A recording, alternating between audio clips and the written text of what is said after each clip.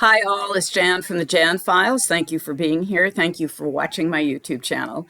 I am also now on Substack as I try to figure out the algorithms here on YouTube that are really screwing me. So I really would appreciate your liking my YouTube channel. Let's see if we can grow this thing, or I may just have to shift to Substack. I don't know, but I do need help and I need your support.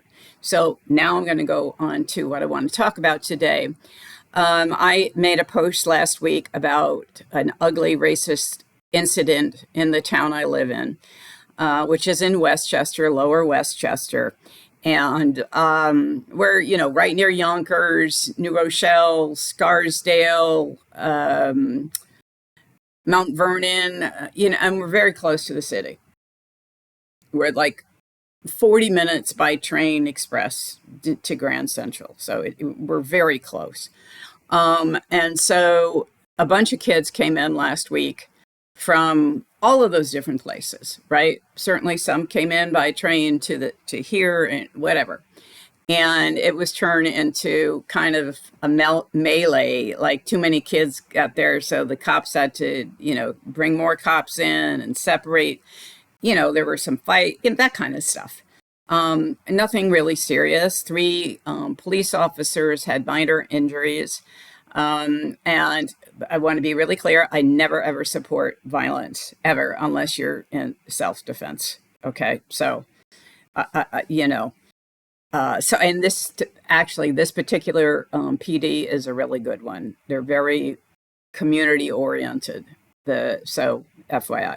Anyway, so they made a post about this incident and what people took it upon themselves to blame the Black kids and do so in racial terms. Then that was horrifying. And so the comments were stopped by the TPD. I mean, they weren't making the comments. They just turned off the Facebook post. And then Westchester News 12 did the same thing. They covered the story and they put up a post. And then they allowed the first one had like 500 comments on it. This one's got like 350. Ugly racist post. Now, the Tuckahoe PD turned off the commenting. I called Westchester News twice yesterday, and they have not turned off the commenting, and the commenting is grotesque. Now, I'm going to read some of these, pretty quickly, but I may have to take a second to find them. But I want you to hear this because I want you to understand my rage. So hold on. This was from the Westchester News 12.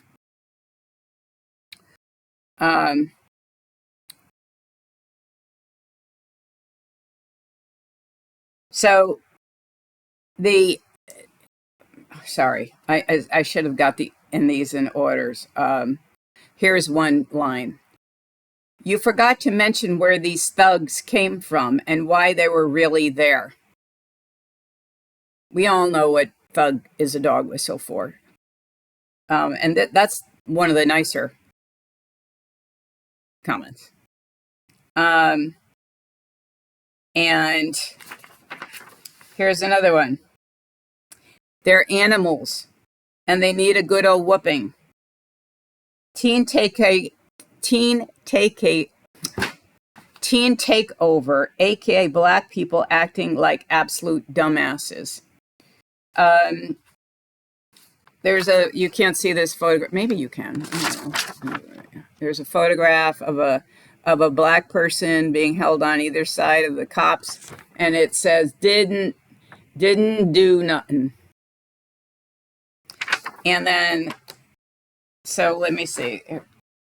There was one that said chimps be chimping.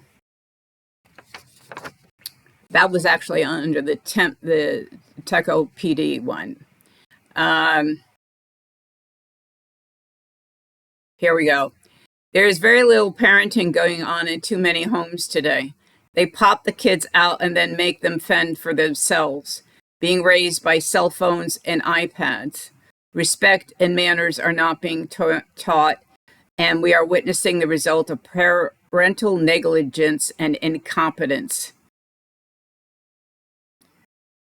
Now, there's another comment right here that said something about instead of referring to Black kids' parents as parents, one person said parents, and so the other one said, yeah, maybe keepers, like in zookeepers. And another one said, combined groups of growing teenagers ignite hormones and adrenaline swept up to the jungle fever momentum. Now, the most egregious, I don't have right in front of me, but as I said, chimps be chimpin'. It was all about animals. It was all about, well, at least we know they're not Italian. And it goes on and on talking about, I don't need to keep repeating it. So it was horrendous. It was awful for this community in terms of the Black members of this community. One area of Eastchester, Tuckahoe, has a lot of Black residents. And this is a pattern that is going on in this town for years and years and years. And what the white residents of this town do is they bury it. They don't want to deal with it. And honestly, I've been really, and I shouldn't be, I'm old enough to know better, but I've been really disappointed by the lack of people supporting me. And I don't mean like sending me a letter. I mean like my post. Maybe say, you're right. Maybe say this racism in this town is awful. Nope, nope, nope, and nope again. So what I did get, look, there are always a handful of people that do the right thing. Okay? There are always those people. But I don't know where they are this time. Because literally, maybe one or two people, maybe I'm not being generous enough. Maybe 5 people have supported me, but I've got comments like, why do you think that just ranting, ranting is going to change this? And I said, you know what? I don't think ranting's going to change this, and then I've been called hysterical and stop using the fucking word, the fuck, that word. And I'm like, they have fucking no clue. Okay. I at least have some clue. And because I made it my business to have a clue. And I started that a long time ago and got more even deeply involved in the work of being an anti-racist when I married a Black man and had 2 Black daughters. But this is my history. So I've talked about that before. But what I'm going to say now is this right now, this moment in time in Eastchester, New York, should show everyone what the fucking problem is. Okay? And why this country has ended up where it is. It's because white people do not want to be uncomfortable. They refuse to call out racism unless it's far away from them, like an incident like George Floyd or something else, where you see the horror of racism. But when it comes to these kinds of issues, one person suggested it was classism, not racism. Really.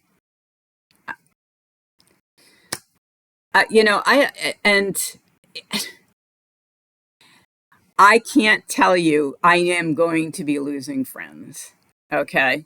Because once again, liberals fail. They fail motherfucking big time. And don't tell me progressives are different. They're just as bad. It is these people who think they get it. They do not get it. They don't get what my husband feels. They don't, nor my daughters. And do they care? Not really. It's not, they may give lip service to it, in which they do, but not when it really counts. Racism is insidious. It's not just when a cop kills a fucking unarmed black kid. It's all those things that happen in a community that make it okay to shoot a black kid. I mean, what the fuck? And my little town here, my little town with my friends who I can't seem to find right now, have left me bereft. And you want to know why black people have no faith in us? Zero faith.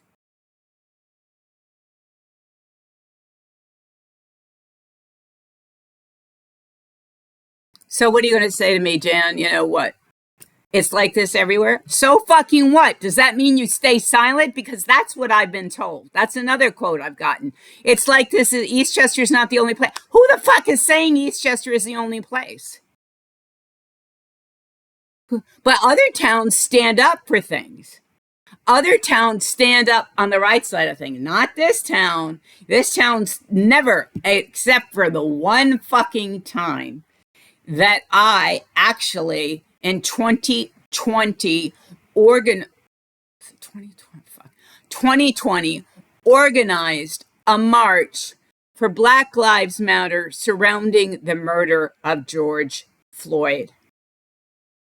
I organized a march and a rally, and people showed up.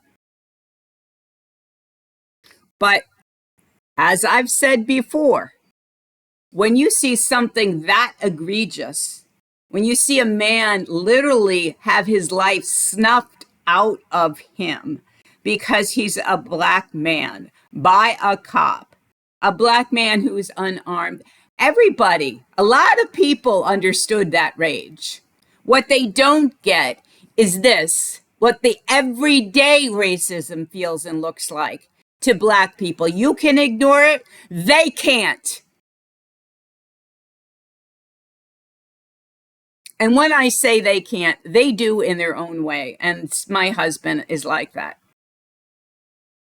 He just takes it in. He's not going to do what I'm doing, nor should he, by the way. He's not running around calling this out. Black people are fucking tired, man, because it's made no difference. They vote the right way. We don't. And so when people say, you know, just move on, I'm not going to fucking move on because I'm the only one. I am literally the only fucking one in this town besides the few brave black people who also stand up.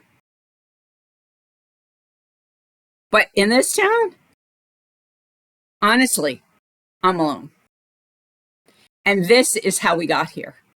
This is a perfect motherfucking example of how we got here. And either you get it as a white person that you don't understand the depth of racism and understand that you need to shut the fuck up and listen and read if you haven't done that, then I've got nothing for you. Zero for you. Now I'm going to, unless something dramatically happens, and then I am not going to keep posting here about this. I will keep posting locally about this. But I wanted to share this because I think it's really time that we get how this, you know, when people say, well, how did we get here? This is how we got here. We ignored the plight of people who do not look like us. And they saw that and they ran with it. They knew we weren't going to be all that up in arms when we needed to be decades ago. They knew we were comfortable. So anyway, welcome to my life. And listen, nothing, and always know that I understand that my experience is nothing, zero, compared to that experience of being a black person in the United States of America. I'm very aware of that. And some of this is for us to carry. Some of it is for me to carry, and I see it as my job. So I hope that you will weigh in on this. I'd really like to hear what you think. You think it was racism? Think it was classism? Tell me what you think. I really want to know. Thanks.